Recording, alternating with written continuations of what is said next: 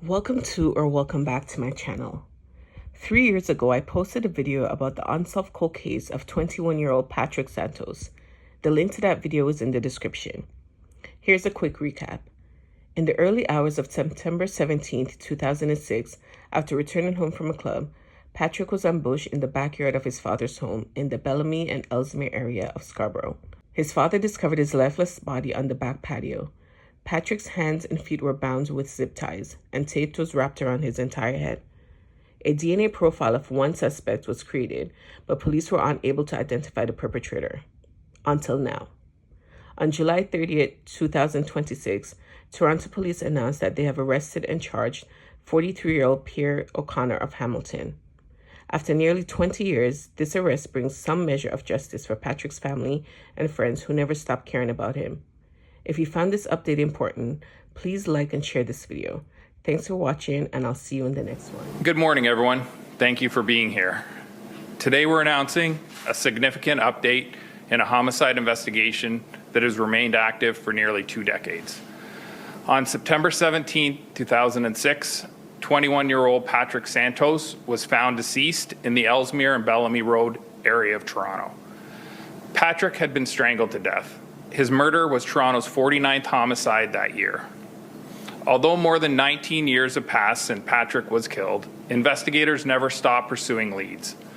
Although no suspect was identified at the time of the homicide, investigators collected DNA evidence from the scene. This DNA had no match in the national database. In 2020, Toronto police partnered with Author Inc. to utilize investigative genetic genealogy in an effort to identify the person responsible for Patrick's death.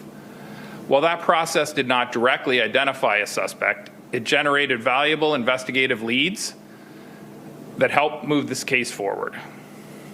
Through the dedication and persistence of members of our cold case section and our forensic identification services team, those leads were further developed over several years.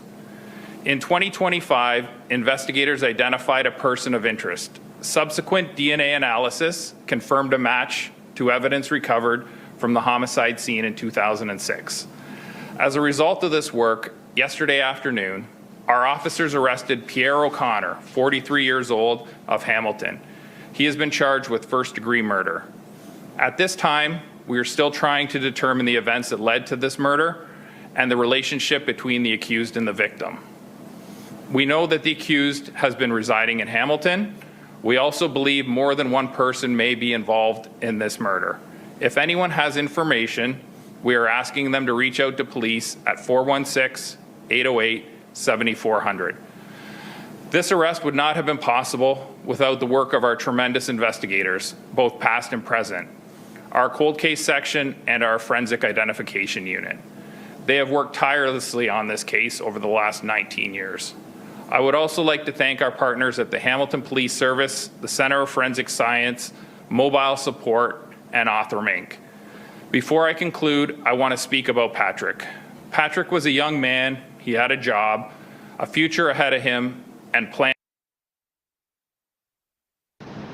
For nearly 2 decades, Patrick's family has lived with the pain of this loss while searching for answers. While nothing will ever bring Patrick back, today we can say that the person we allege to be responsible for taking his life has been identified, arrested, and will now have to answer before the courts for his crimes.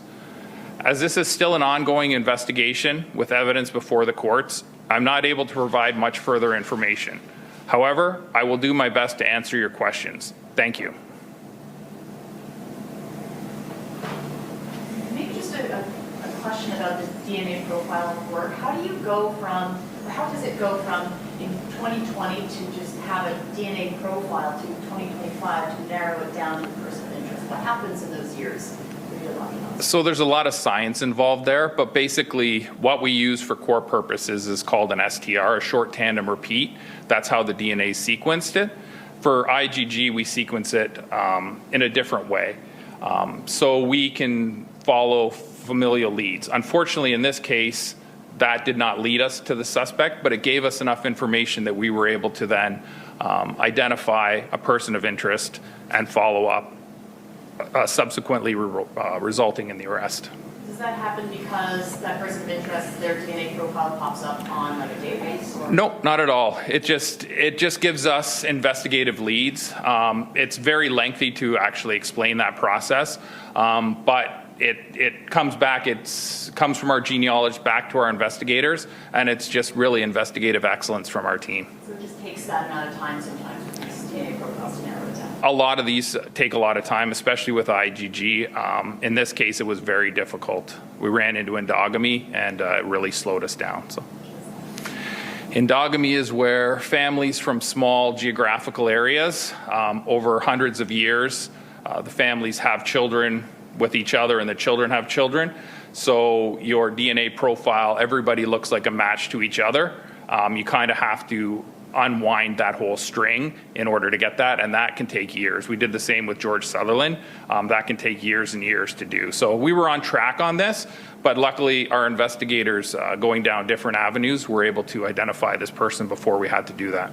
Can you provide information as to why you believe there are others who have been involved in this homicide? It's just our thought. I mean, Patrick was a grown man.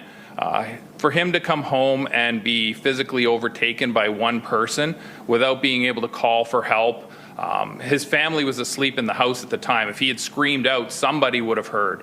So we believe that there was possibly more than one person there in order to take physical control of him and not let him alert anybody else that he was being abducted. Is there any possibility of like any possible motive? I know that this is still an active investigation. Yeah. I mean, anything that you have leads to why Patrick was killed that night? Yeah, we're not exactly sure. I mean, we believe that there was a dispute between two different people or two different groups, not gangs, but just groups of friends. But we're not sure exactly why this occurred. When it comes to looking at IgG and using that to solve cold cases, how many of these cases has Toronto Police solved at this point? So, well, we solved, there's another one being announced today in North Bay. We're up about 89 for the province of Ontario and over 100 across Canada right now. And how many are still out with, I guess, it's Oprah? So we take the profiles back. They just sequence it. We take it back and do the uploads and control the profiles. We have about 35 to 40 active profiles. We're waiting for the Ontario government to announce the grants for this year. Once that happens, we'll submit probably another 36 to 40 from across Ontario, and those will all be active as well. In your opinion, then, how much of a difference does having this technology make to your efforts to solve the cases? Oh, it makes 100% difference. Most of the cases that we've announced, that we've talked about, they never would have been solved without this technology.